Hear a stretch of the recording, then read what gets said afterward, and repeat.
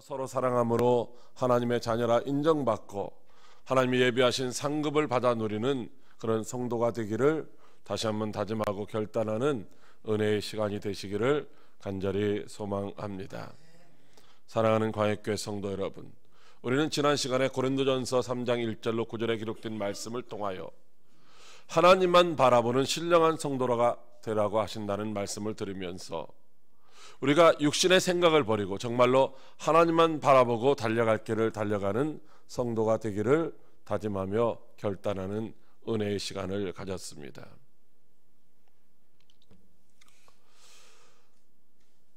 그렇다면 저와 여러분들이 지난 한 주간 동안 과연 우리가 그렇게 다짐하고 서원한 대로 삶을 살았는가 생각해 볼 필요가 있습니다.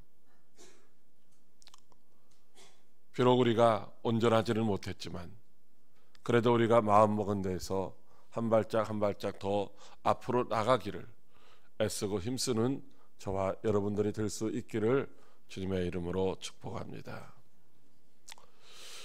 오늘 말씀의 배경은 지난 2주간에 걸쳐 드린 말씀으로 하나님만 바라보는 신령한 성도가 되어서 천국에서 준비된 하나님의 상을 받아 누리라는 그런 말씀과 연결되어 하나로 주시는 말씀입니다. 다시 말씀드리면은 예수님이 천국 시민이 된 예수님의 제자들에게 천국 시민이 되었다면은 이렇게 살아야 한다라고 가르쳐 주시는 말씀이죠. 다시 말씀드리면 저와 여러분이 정말로 하나님의 자녀가 되었다면은 천국 시민이 되었다면은 이렇게 살아야 된다는 삶의 기준을 제시해 주시고 있는 것입니다. 더 정확하게 말씀드리면 우리가 기왕에 예배 드릴 바에는 예배답게 예배를 드려야 된다는 것이죠. 우리가 성도로서의 삶을 살아가려면은 성도답게 살아야 된다라고 말씀하시고 있는 것입니다. 예수님은 내가 율법을 폐하러 온 것이 아니라 완전하게 하러 오셨다라고 말씀하셨습니다. 그리고 제자들에게 지금까지 지켜오던 살인하지 말라, 간음하지 말라, 이혼하지 말라, 맹세하지 말라, 보응하지 말라, 내 이웃을 사랑하고 원수를 미워하라는 율법의 완전한 의미가 무엇인가를 새롭게 가르쳐 주심으로 이제 제대로 깨닫고 그 말씀의 본질적인 의미를 따라서 온전한 그리스도인으로서의 삶을 살라고 말씀하시고 있는 것입니다. 그렇게 될 때에 이와 같이 하면 하늘에 계신 너희 아버지의 아들이 되리라고 말씀하시고 있습니다. 여러분, 하나님의 아들이 되리라는 말씀은 그렇게 살아야 하나님의 아들이 된다는 그런 말씀이 아니라 그렇게 살아야 세상 사람들로부터 하나님의 아들들은 저렇게 사는구나 라고 인정을 받게 된다는 말씀이죠. 세상 사람들에게 하나님의 아들이라는 소리를 듣게 된다는 것입니다. 예수를 믿지만은 불신자만도 못해서 이제 육신에 속한 사람이라고 이런 소리를 듣는 사람들도 있습니다. 그러나 성령의 지도와 인도를 받는 신령한 성도는 하나님의 아들이라 칭함을 받을 뿐만 아니라 하나님이 예비하신 상을 내세에서뿐만 아니라 현세에서도 100배로 받아 하나님 앞에 영광 돌리며 살아가게 되는 줄로 믿으시기 바랍니다.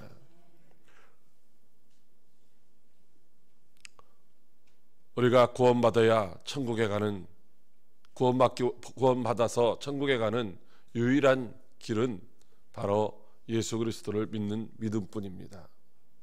믿음 외에는 그 어떤 방법으로도 우리가 하나님의 자녀가 될 수도 없고 천국 백성이 될 수가 없습니다.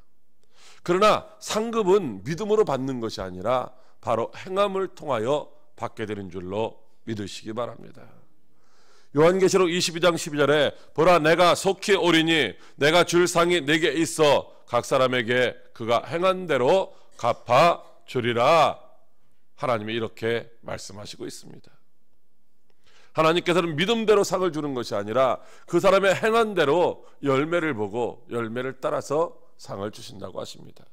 그러므로 열심히 충성하고 헌신하여 천국에서 뿐만 아니라 이 땅에서도 상을 받아 누리는 저와 여러분들이 다 되시기를 주님의 이름으로 축복합니다. 그렇다면 어떻게 하여야 우리가 하나님의 아들이라 칭함을 받을 수 있을까요?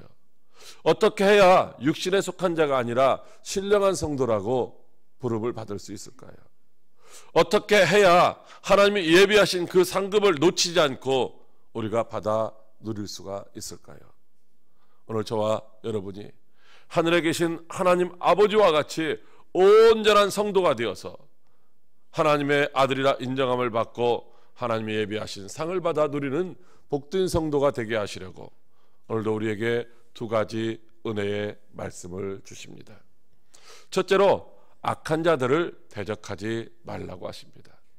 마태복음 5장 39절에 예수님께서 마태를 통하여 이렇게 말씀하십니다. 나는 너희에게 이르노니 악한 자를 대적하지 말라. 누구든지 내 오른편 뺨을 치거든 왼편도 돌려대며. 아멘.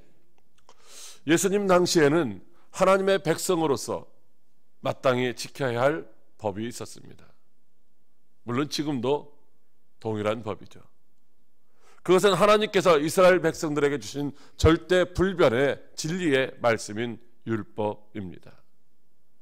고대 사회에서는 사회 정의를 구현하기 위한 마지막 보루로서 악을 행한 사람들에게는 그 악을 행한 그대로 그들에게 보복하라고 하는 동해 보복법이라는 것이 있었습니다. 출애굽기 21장 23절로 25절에도 그러나 다른 해가 있으면 갑되 생명은 생명으로 눈은 눈으로 이는 이로 손은 손으로 발은 발로 된 것은 된 것으로 상하게 한 것은 상하게 한 것으로 때린 것은 때림으로 갚으라고 말씀하시고 있습니다. 그래서 대부분의 사람들은 상대가 나에게 해를 가하면 나도 상대방에게 해를 가했던 것이죠. 한 대 맞으면 한 대를 때렸다는 것이죠. 그런데 예수님은 악을 행하는 그들을 대적하지 말라고 하십니다. 하나님이 주신 이 율법의 완전한 의미, 진정한 의미가 무엇인지를 분명하게 가르쳐 주시고 있는 것입니다. 여기 악한 자라는 말은 윤리적으로나 도덕적으로 좀 비열한 사람들을 가리키는 것이죠. 힘있고 돈 있는 사람, 다시 말하면 권력 있는 사람들 앞에서는 꼼짝도 못하면서 힘없고 가난한 사람들을 괴롭히는 그런 사람들을 바로 이제 악을 행하는 자라고 말씀하고 있습니다.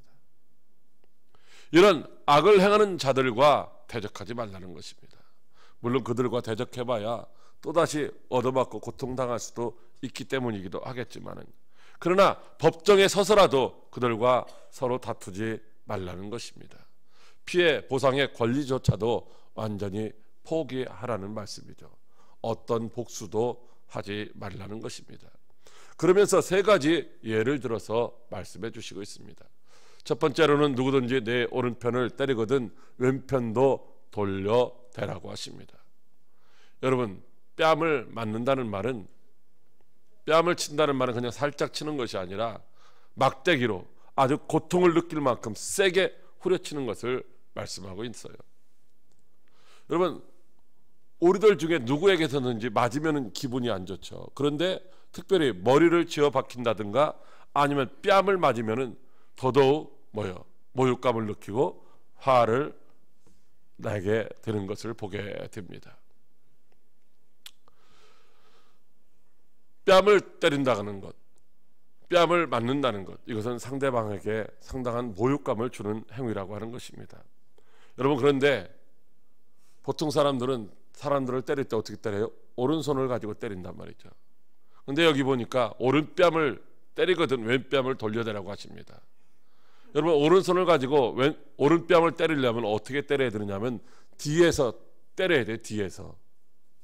뒤에서 때리든가 아니면은 손등으로 이렇게 올려 때려야만 오른편 뺨을 때릴 수가 있다고 하는 것이죠. 이것은 더욱더 비열한 행위고 더욱더 모욕을 당하는 그런 행위다라고 하는 것입니다. 그래도 주님은 뭐라고 말씀하시냐면은 그래도 이제 상대하지 말고 오히려 왼편을 돌려대라고 말씀하시고 있습니다. 이 말씀은 실제로 왼편 뺨까지 또 맞으라는 말씀은 아닙니다. 다만 직접 복수하기 위하여 대항하지 말고 그 고통이나 그 모욕감을 인내로 참으라는 말씀이죠. 관용과 무저항으로 그 문제를 해결하라는 말씀인 줄로 믿으시기 바랍니다. 두 번째로 너를 고발하여 속옷까지 갖고자 하는 자에게 겉옷까지 주라고 하십니다. 여러분, 속옷을 가지려고 그 속옷 주인을 고발하는 경우가 있다고 하는 것입니다. 이 속옷을 전당포에 잡히고 이제 끼니를 위해서 돈을 빌리던가 그것을 무엇인가를 빌렸는데 거기에 따르는 이자를 갚지 못하면은 이제 전당포 주인이 그 속옷을 갖기 위하여 그 사람을 고소하는 것입니다. 그럴 때에 대항하여 싸우지 말고 오히려 입고 있었던 겉옷까지도 벗어서 주라고 말씀하시는 것이죠. 절대로 송사하지 말고 오히려 더 넉넉하게 갚아주라는 말씀입니다. 예수님은 우리에게 어떤 경우에도 따지지 말고 자기 희생을 하라고 말씀하시는 줄로 믿으시기 바랍니다. 세 번째로 누가 억지로 오리를 가게 하거든 심리를 동행하라고 말씀하시고 있습니다. 억지로 가게 한다는 것은 강제적으로 동원시켜서 봉사를 하게 한다는 말씀이죠. 당시에 권력자들은 백성들을 징집하여 무거운 짐을 대신 나르게 할 수가 있었습니다. 즉 노마의 이름으로, 압제자의 이름으로 이스라엘 백성들에게 누구든지 붙잡고 이것을 여기서부터 저기까지 옮겨 이렇게 말할 수 있었다는 것이죠. 그런데 그 기준이 있어요. 그 기준 얼마냐? 그 기준이 바로 오리입니다. 오리는 이제 누구든지 붙들고 그것을 짊어지고 가라고 하면은 싫어도, 하기 싫어도 해야만 되는 것이 당시의 법이었다는 것이죠. 여러분, 그래서 예수님께서 십자가를 지고 가시다 고통당하실 때에 이제 구레네 시몬에게 그 십자가를 짊어지고 가게 하였던 것입니다. 주님은 우리에게 그 무거운 짐을 지고 가는 그 오리, 그래도 그것이 싫어도 이제 예수님은 심리까지라도 동행해 주라고 말씀하시고 있습니다. 이 말씀도 실제로 심리까지 동행하라는 말씀이 아니라 할 수 없이 오리를 가는 동안이지만은 이제 할 수 없이 억지로 투덜거리며 원망하며 가는 것이 아니라 아주 기꺼이 너그러운 마음을 가지고 그 짐을 옮겨주라, 이렇게 말씀하시고 있는 것입니다. 여러분, 안 옮겨줄 수는 없어요. 당시의 법이 약한 자에게 그런 조건이 주어졌기 때문에. 그런데 원망하며 투덜거리며 그러면서 그것을 옮겨가면은 오리를 가고 난 다음에 누가 힘드느냐? 그 짐을 짊어지고 간, 불평하며 간 그 사람이 더 힘들어진다는 것입니다. 그러나 까짓것 뭐 내가 하지 하고서 한 사람은 오히려 더 기분이 좋아질 수 있다는 것이죠. 사랑하는 성도 여러분, 내게 구하는 자에게 주며 꾸고자 하는 자에게 거절하지 말라고 하십니다.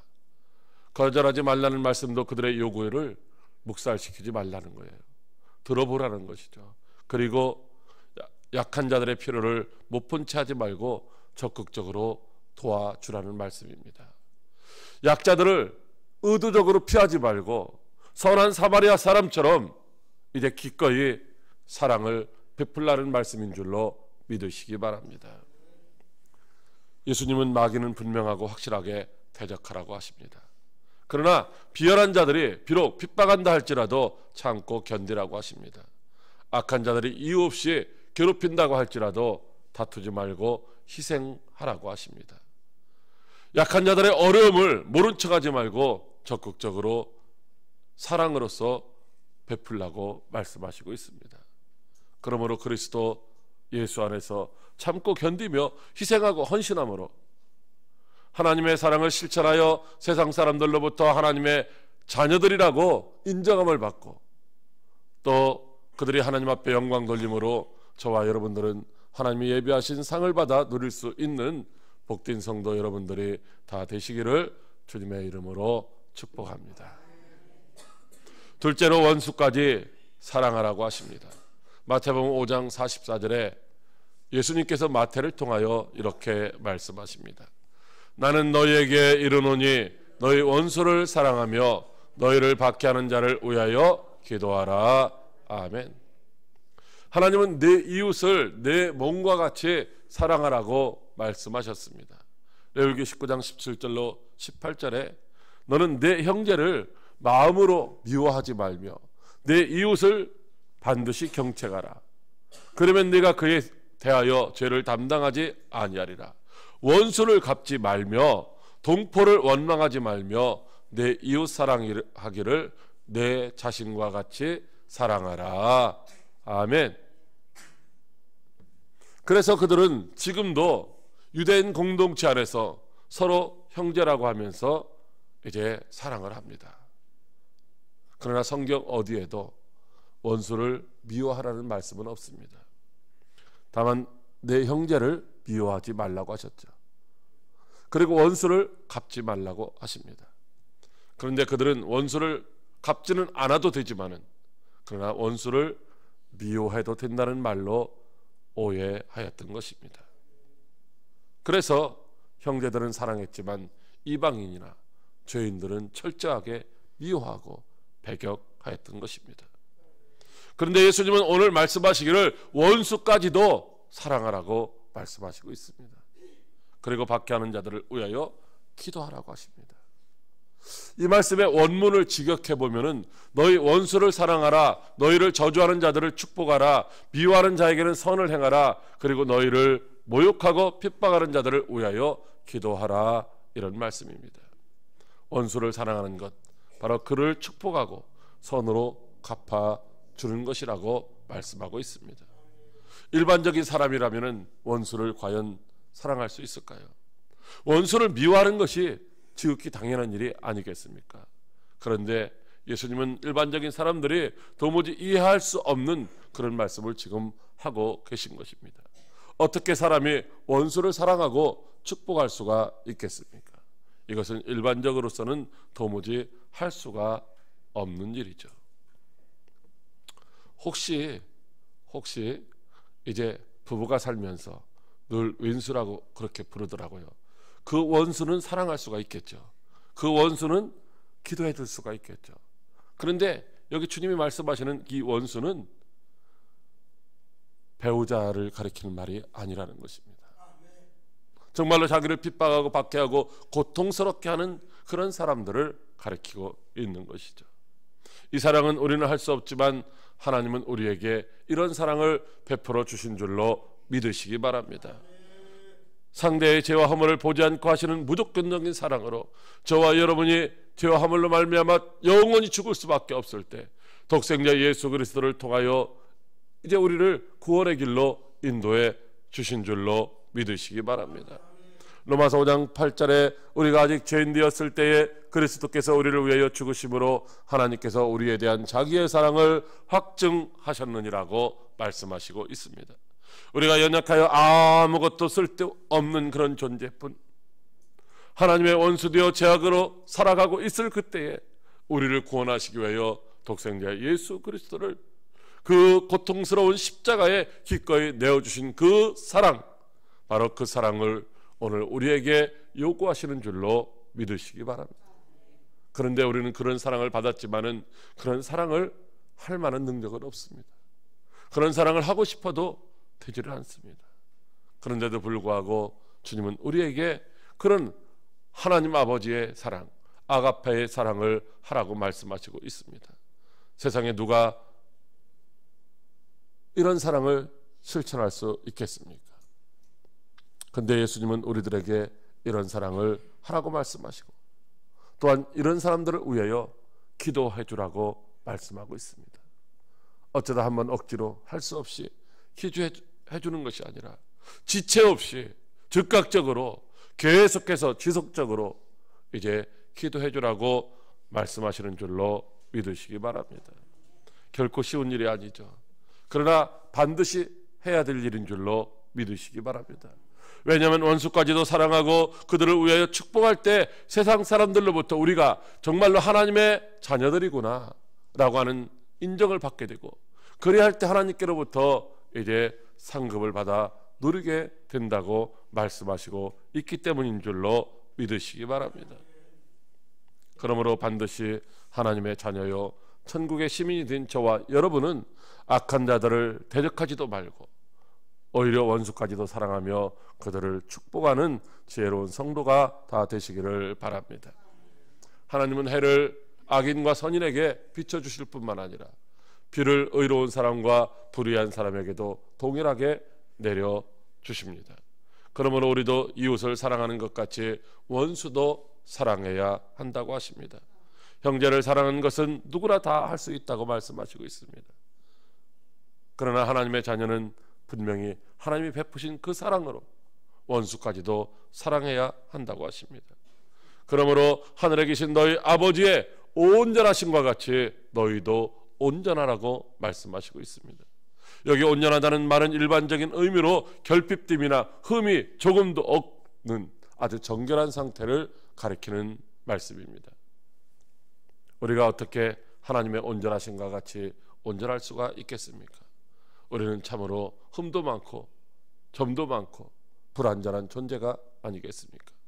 그런데도 불구하고 우리에게 온전하라고 말씀하시고 또 하나님 앞에서 온전함을 완전하다라고 칭함을 받은 사람들도 있다는 것입니다. 여러분, 노아는 완전한 자라고 하나님 앞에서 인정함을 받았습니다. 아브라함에게는 너는 내 앞에서 행하여 완전하라 이렇게 말씀하셨습니다. 다윗은 고백하기를 내가 또 그의 앞에서 완전하여 스스로 지켜 죄악을 피하였다라고 하였습니다. 여러분, 노아가 정말로 흠도 없고 티도 없는 사람입니까?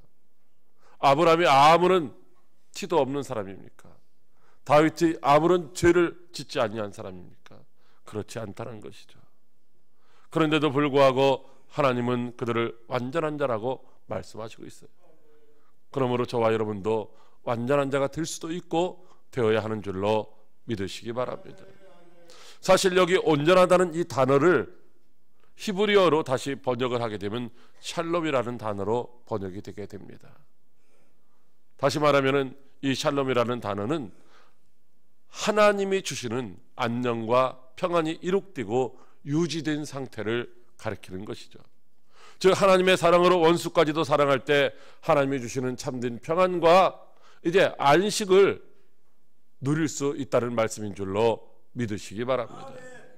그러므로 절대 불변의 진리인 하나님의 말씀을 바르게 깨달아서 하나님의 사랑으로 원수까지도 사랑함으로 하나님의 자녀라 인정함을 받아 세상 사람들에게 이제 하나님 앞에 영광을 돌리게 하실 뿐만 아니라 하나님이 주시는 참된 안식과 평안을 받아 누리는 저와 여러분들이 다 되시기를 주님의 이름으로 축복합니다. 기도하겠습니다.